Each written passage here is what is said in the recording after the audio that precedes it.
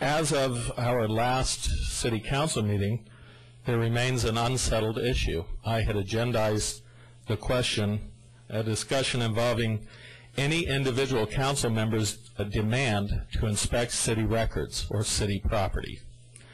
We're left in limbo now. Councilman Bankhead provided a substitute motion to receive and file. That means there was no resolution of the matter. I take seriously the necessity of access to information and to fulfill my obligation fully as an elected council member, part of this body. The city attorney made a statement during that discussion, which I have to at least provide my opinion back because I disagree profoundly. He stated that that my authority as a council member arises from this body. I do not agree with that statement. In fact, I'm not sure that anyone up here voted for me to join this council, to be a member of the council. I hope at least one did. I did receive an endorsement from one council member. However, my authority to sit up here, along with my fellow council members, clearly arises from the electorate who put us up here. In many cases, those may be different people, maybe a different set of people that elect Councilman Bankhead from those that elect me.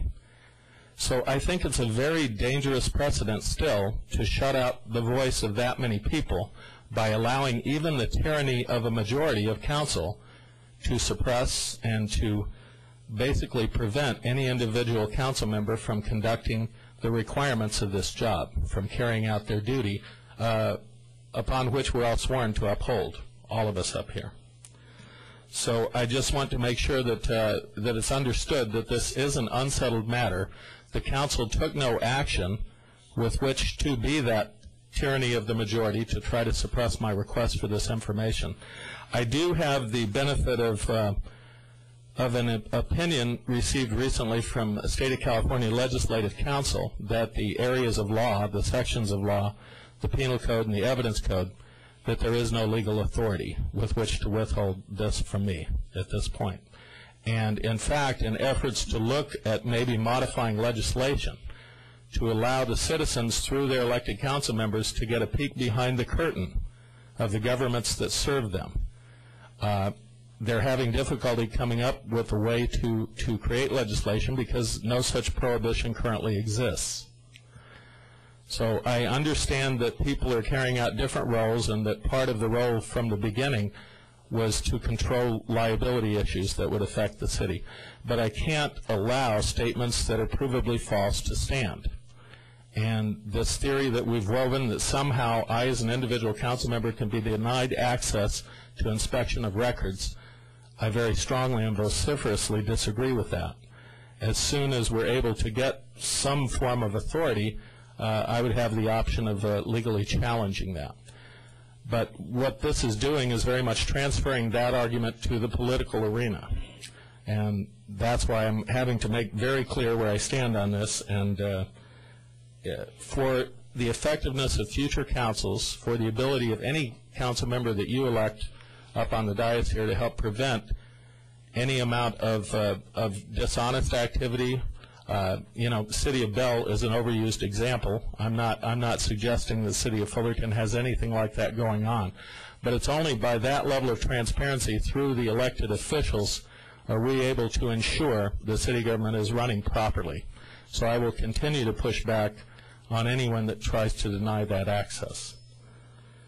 The last thing is, you know, I have all the satisfaction, all the nutrition, and all the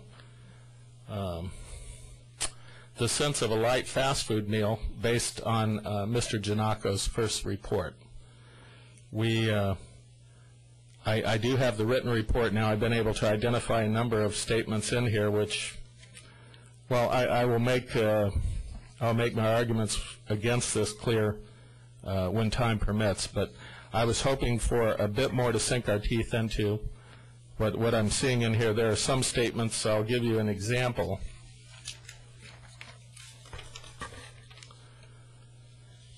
In the broken bone incident, on the last page of this report, page 6, it says, secondly, once it was learned that subsequent medical examination had failed with certainty to detect the existence of broken bones. Now it's an incredible tortured way of stating something, and there are numerous examples such as that in this. I don't intend to disrespect Mr. Giannacco. I trust that the rest that we will be seeing later on, perhaps he has his reasons for protecting the prosecution of the two officers, but there isn't a lot in the way of new facts or new representations of what occurred here that we can sink our teeth into. And that's my opinion, Madam Mayor.